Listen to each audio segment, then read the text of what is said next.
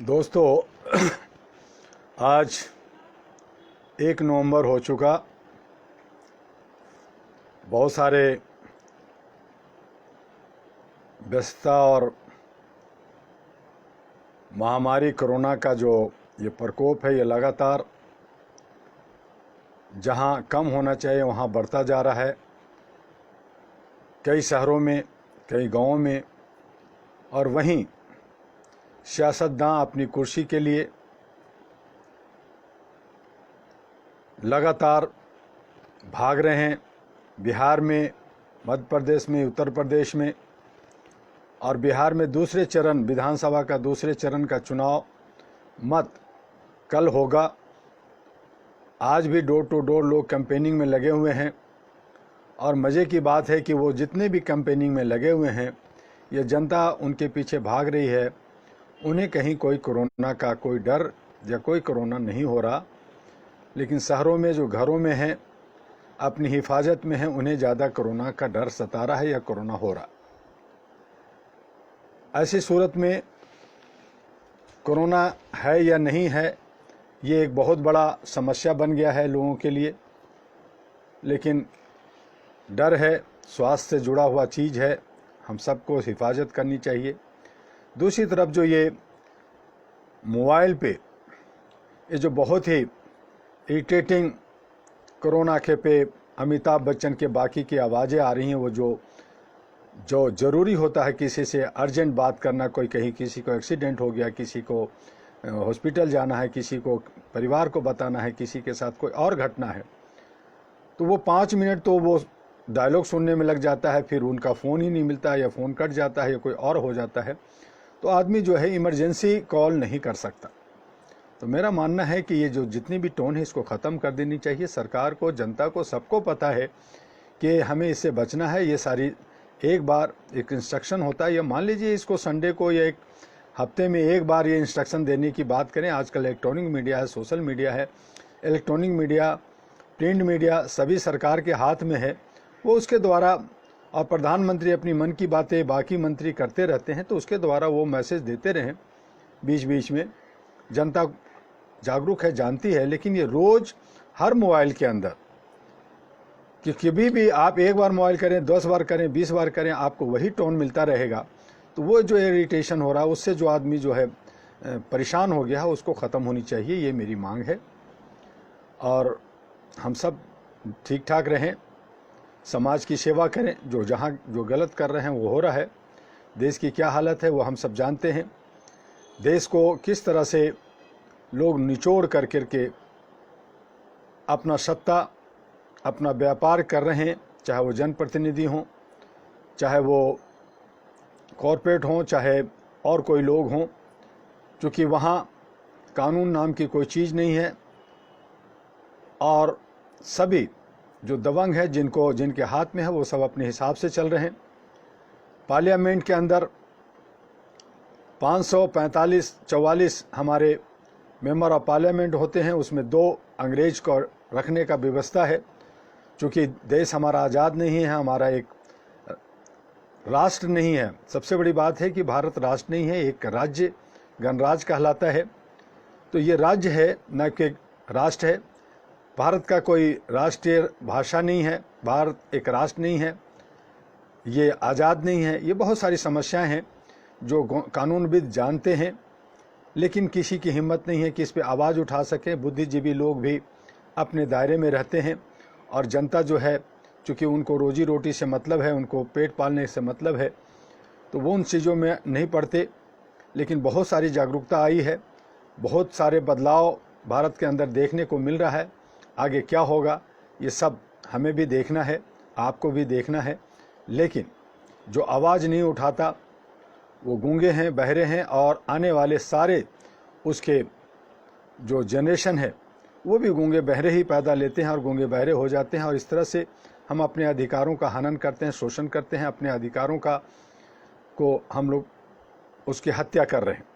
हम अधिकार पाना चाहते हैं, हम शांति और सद्भावना चाहते हैं, हम पीस कीपिंग चाहते हैं, लेकिन जनता, हम सभी ही अपने अधिकारों का हत्या कर रहे हैं। तो हम सभी दोषी हैं, और इस दोष को समझना होगा एकजुटता दिखानी होगी और तभी हम सभी मिल कर करके अपने अधिकारों का, अपने रोटी कपड़ा मकान का, अपने रोज़गार का, चाहे वो किसान हो, चाहे नौजवान हो, चाहे सेना हो, चाहे कोई भी हो, वो सभी सही ढंग से रह सकते हैं। और इसके लिए all India human rights association अहरा और एएनपी अथक प्रयास करता रहा और कर रहा है। बहुत लोगों को जोड़ने की हम कोशिश करते रहते हैं, लेकिन तथाकथित लोग जो बिचौलिए हैं या जो लोग गलत काम करने वाले लोग हैं, जो लोग शॉर्टकट में अपनी लाइफ गुजारते हैं, जो लोग अहम और अपने जिद द्वेष में जीते हैं, वो हमारे और आपके जो अच्छे मिशन और विजन होते हैं उसको तोड़ने की कोशिश करते रहते हैं। और इसीलिए हम कहते हैं कि समाज के अंदर जो एक अच्छे नेक नीति वाले लोग हैं और वहीं दूसरे जो है शैतान लोग हैं, उसमें कोई जात पात नहीं होता। हमें एक बार कहा गया कि रावण को राक्षस कहा जाता है, क्योंकि राक्षसों का उनका सेना था, जबकि वो रावण एक ब्राह्मण परिवार से थे। तो क्या वो ब्राह्मण राक्षस हो सकता है, राक्षस ब्राह्मण हो सकता है? तो ये जो बहस होती है, तो इस तरह की बहस नहीं होनी चाहिए कि एक व्यक्ति काम जो करता है, चाहे वो ब्राह्मण हो, चाहे वो सैयद हो, चाहे वो बैकवर्ड हो, फॉरवर्ड हो, जो काम जैसा करेगा वो ऐसा पाता है, वैसा उसका एक रूप बन जाता है। तो इसलिए हमें किसी पे इस तरह का जात पात का, ऊंच नीच का भेदभाव नहीं करनी चाहिए।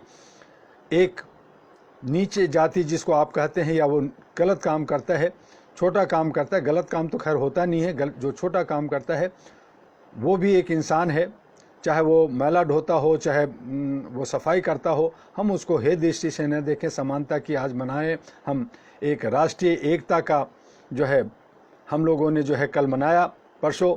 तो इन सारी चीज़ों को हम एकता की बात करते हैं, तो एकता तभी हो सकती है जब हम विभिन्नताओं में एकता दिखाते हैं, जब हम सभी एक होते हैं, चाहे हिंदू हो, मुसलमान हो, सिख हो, ईसाई हो, चाहे कोई भाषा बोलता हो, सभी अगर हम समानता के साथ रहेंगे, सबकी इज्जत करेंगे तो होगा।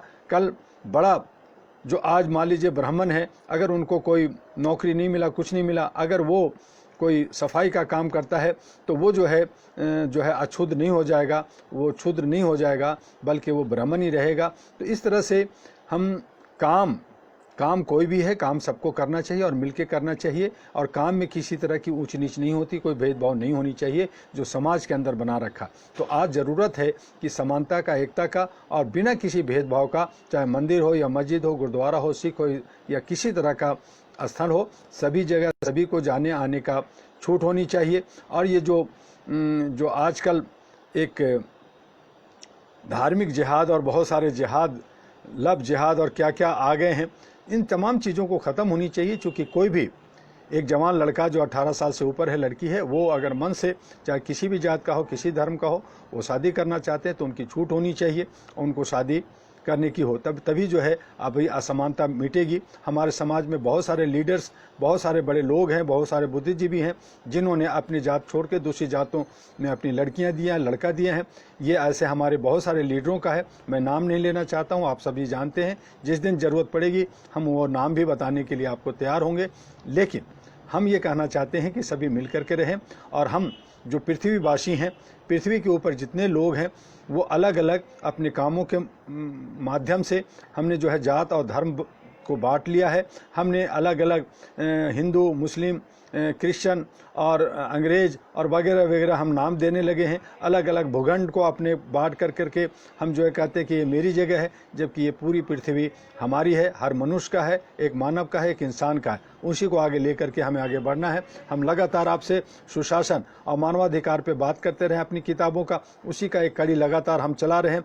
हम लगातार आपको मजदूर, किसान और सभी जो समस्याएं उनको लेके चलें। अभी हम आज थोड़ा सा और कृषि पे ही ध्यान देना चाहते हैं, और हम बताना चाहते हैं कि कृषि क्षेत्र को बचाने के लिए एक बहुत बड़ी पहल की ज़रूरत है। इसके लिए सबसे पहले कृषि क्षेत्र से जुड़े किसानों की स्थिति सुधारनी चाहिए। जब तक अन्नदाता की आंखों में आंसू रहेगा, तब तक देश कृषि क्षेत्र में पूर्ण रूप से तरक्की नहीं कर सकता। किसानों द्वारा आत्महत्या करना, खेती किसानों छोड़कर रोजगार के लिए की तरफ पलायन करना, खेती करने वाले किसानों को चिंता का बात है। किसानों द्वारा आत्महत्या करने, खेती किसानी छोड़कर रोजगार के लिए शहरों की तरफ पलायन कर रहे हैं। खेती करने वाले किसानों का मजदूर बनना चिंता की बात है। सरकार की किसानों के प्रति इस तरह की उदासीनता मानवाधिकारों का घोर उल्लंघन है। एक किसान अपनी फसल के बल पर अपने साल भर खाने पीने, बच्चों को पढ़ाने लिखाने, लड़कियों की शादी करने का सपना पाले रखता है, पर पैदावार की कमी से सपने अधूरे रह जाते हैं।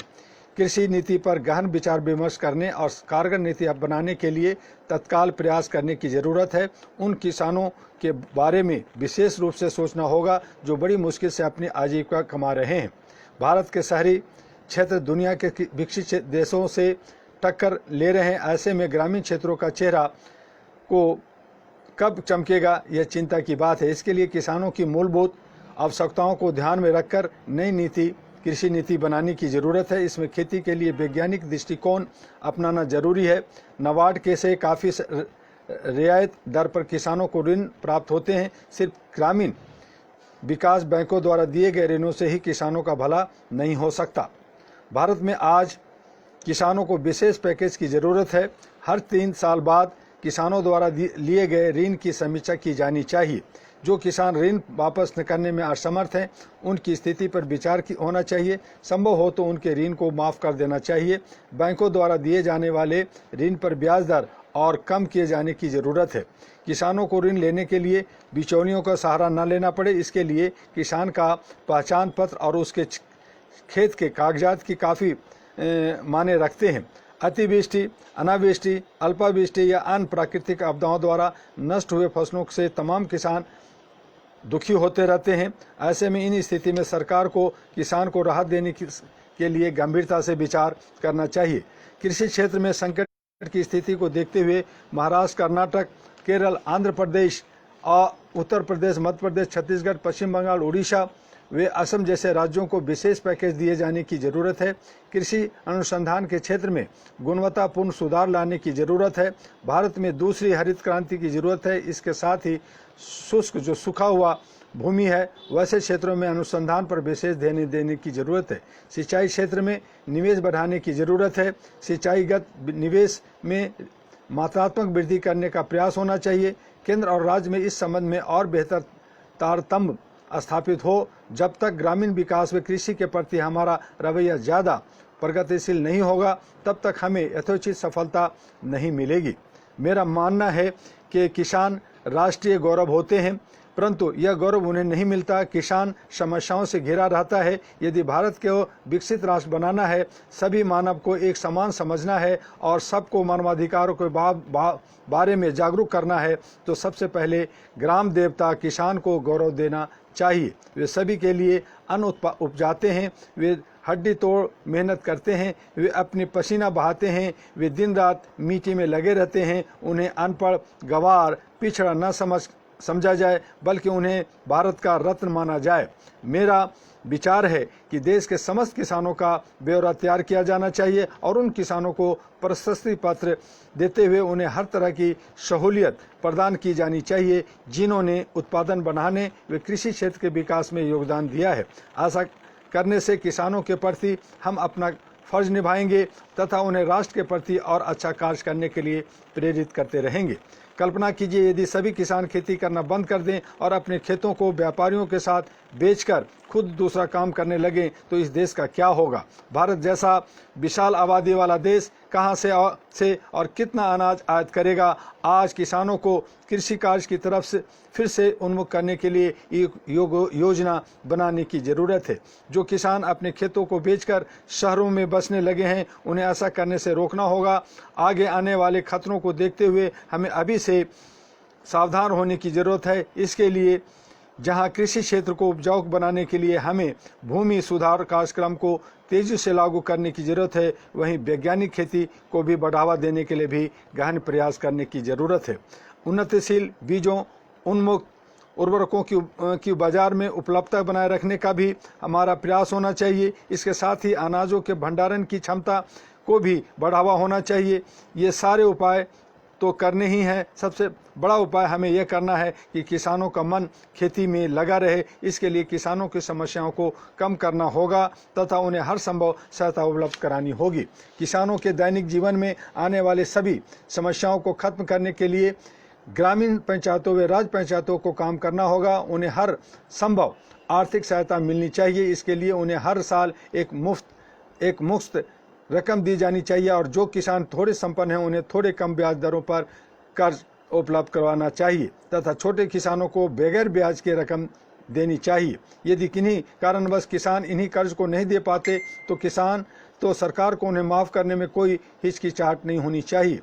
ऐसा करके सरकार किसानों का भला करेगी। इसके साथ ही जो खेत करने वाले हैं छोटे किसानों का शोषण करते हैं और बड़े पैमाने पर खेती करते हुए भारी भरकम फायदा उठाते हैं, इससे सरकार अधिक से अधिक मालगुजारी या अन्य तरह के कर वसूल कर अपनी भरपाई कर सकती है।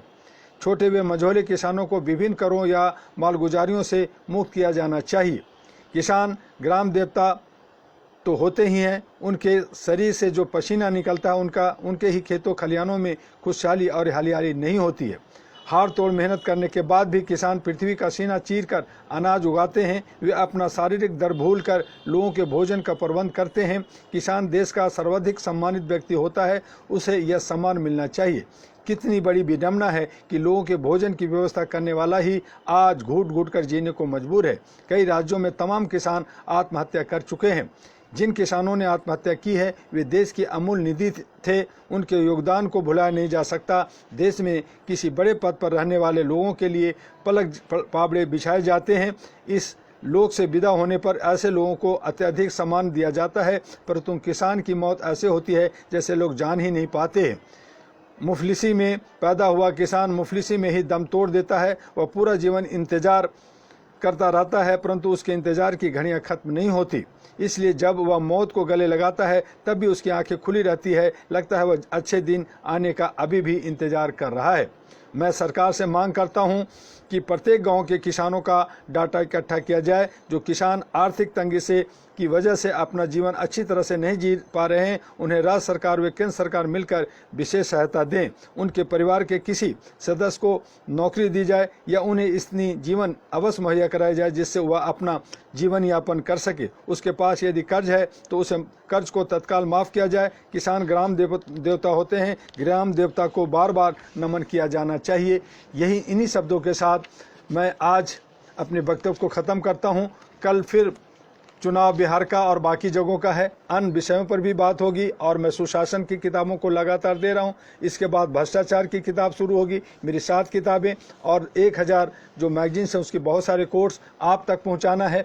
आप भी अपने भाषा में, अपने क्षेत्रीय भाषा में, अपना व्हाट्सएप में, अपने सोशल मीडिया में अकाउंट्स बना करके हमारी वक्तव्यों को लेकर के आप उसको ज़्यादा से ज़्यादा साथियों में उसको फॉरवर्ड कीजिए, लाइक कीजिए। तभी हम अहरा और मानवाधिकार के सच्चे सिपाही कहलाएंगे। मानवीय चयन बनाते हुए हम ज़्यादा से ज़्यादा देश के अंदर शांति और सद्भावना बनाएं, क्योंकि हमें डर है कि आज जिस स्थिति में पृथ्वी के ऊपर जो सारे देश और विदेश के लोग, जो अलग अलग देश के लोग जिस तरह से नीति या जो कार्य कर रहे हैं, यह तीसरे विश्व युद्ध की तरफ ले जा रहा है और उसमें मानव की ही क्षति होगी और हम भी उसमें शामिल हैं। हमारे भी क्षति हो सकती है, हमारे बहु बेटी बच्चों का भी हो सकता है। ये महामारी और ये जो युद्ध, ये जो सारा का सारा मानव के विकास के लिए हम आगे बढ़ रहे हैं। इस विनाश से बचने के लिए बार बार मैंने कहा कि हम लोग जहां अभी कोरोना से हटते हुए हम लोग सेव लाइफ ऑफ अर्थ, पृथ्वी के जीवन को बचाने के लिए हम लोग मुहिम छेड़ने जा रहे हैं और उस पर आपका भी हमें सहयोग चाहिए। आपका डॉक्टर एमी दुआ, all India human rights association अहरा और ANP का अध्यक्ष। जय हिंद, जय भारत।